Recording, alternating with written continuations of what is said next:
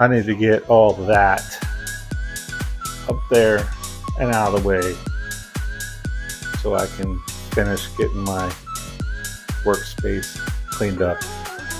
I'm going to do that with this. This is a hanging storage rack. Got this off of Amazon. It's a 3x8 foot. The height is adjustable. So let's open it up and get it put together. Let's go open that box.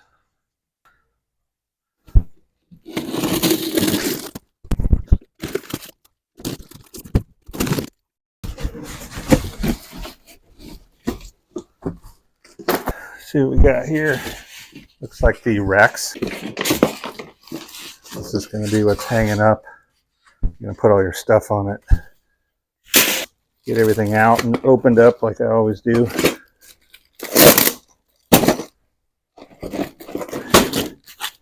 There's the directions.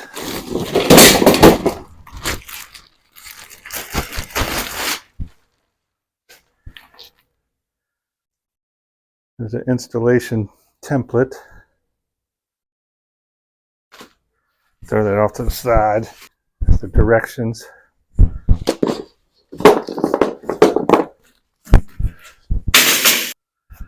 Put all my cardboard in there, all my plastic in here, so I can recycle. Let's get everything opened up, see what we got. It's in boxes and wrapped in plastic. Such a waste. People will probably complain if you scratch the paint.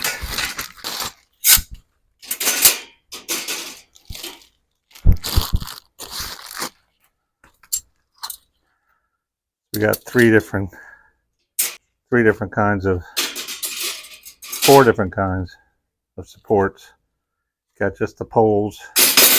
Got the poles with the little ledge on it.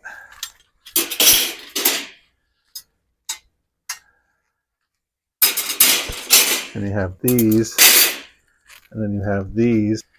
So we're going to find out what all these are for. There's all our hardware. We're going to leave that in the plastic for right now. Longer supports. Those feel more heavy duty than these.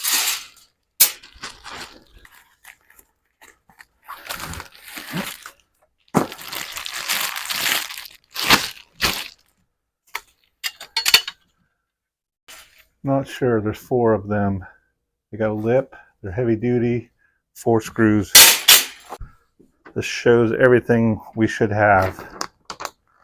4 of the wire shelves, the wire grid, 4 of these plates that I just showed you, 2 of these, which we have, 1, 2, 3, 6 longer drop down supports. That's the ceiling brackets. 2 of the single edged ones with just the corner here at the top. 2 of those that we have. 4 shorter brackets right here. And then these with the little bent over hook on the top. We have 4 of those right there. And then all of our hardware right here. Tools needed for assembly: a pencil, a drill, a tape measure, a stud finder, a ladder, safety glasses, safety first, gloves probably, but it's not on here, screwdriver, and a wrench. This is how it's going to look. Which way your studs go. You can see right here all the supports are in a line. And the next page is if you're going across the studs. So your studs here, and the supports are going across the studs. That's why those ceiling supports are so long. So it even says it parallel, perpendicular. So it depends on which way you are running your shelf here, or your hanging storage shelf, to which one of these, that one or that one, you're going to follow. There it is, going perpendicular studs. That is what it's going to look like in the final result. or that. That's parallel. Again, you can see the stud here, and then your supports are going parallel with the studs. This is perpendicular, studs, and then your supports are going perpendicular to your studs. So one support is going to hit two studs. It's going to be a lot easier if you have, you know, an open ceiling in your garage or shed or wherever to do this. But that's why they want you to use a stud finder. So obviously first we're going to find our studs, and then we're going to find the center of them and then mark where we're going to put our lag bolts. They provide the lag bolts. This is number 6. Number 6. Or is it 9? Or is it 6? Or is it 9? Or is it 6? It's a 6 because it's a lag bolt. Just running through this real quick. Mark your mounting holes. So find your studs, figure out where you're going to put your mounting holes, mark them. That's what the installation template is for. This is the exact same length as this, and it's easier to manipulate or hold up while you're marking it. It's not as heavy. Next, after you mark your holes up here, mark your holes, drill a pilot hole. So you don't want to run that lag bolt up into the wood on its own. You want a pilot hole drilled so the screw has somewhere to go, but just drill a small hole smaller than the lag bolt. It says a 0.18 inch diameter pilot hole, so a little bit less than a 1/4 inch. I use a 3/16.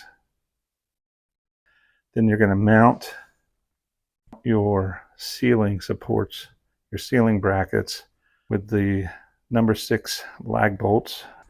Once you get all those hung, we're going to go ahead and put the down supports in, and right here is where it's adjustable. So you can, you know, they go together like this, and then you can move it up and down. Go into more detail when we do that. This is important, is your spacing on your supports, 48 inches. This is how your wire shelving is going to go together, not like that. This is attaching your shelving right here. You can see how it's going into that hook, the corner. That's why there's only 4. You got 4 corners. This shows you how to use your bolting, your bolts, and then your manufacturer's limited warranty. What is covered, what's not covered, governing law, how state law applies, doo-dah. Let's go see if we can get ours to look like that. These are going to be laid out like this.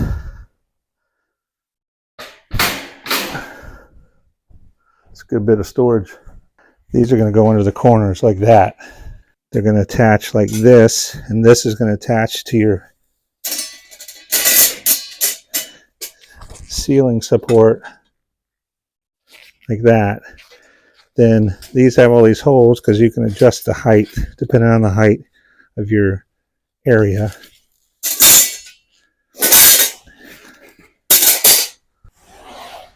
So my garage door opener looks like it used to be mounted here.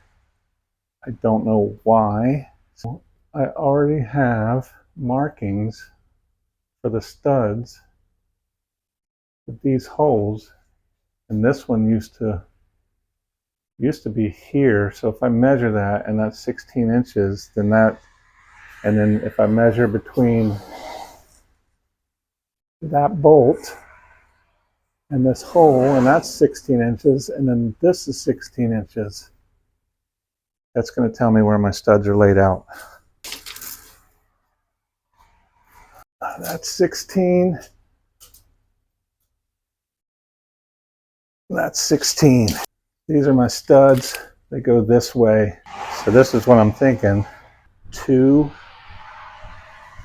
of these hanging shelves on this side of the bulkhead that hang down 20 inches. This will be storage 3 foot out.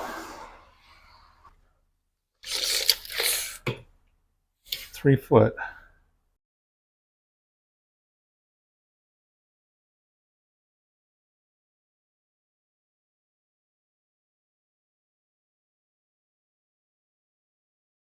Here's my first mark. I'm going to go and measure out my studs. And this will get you in the vicinity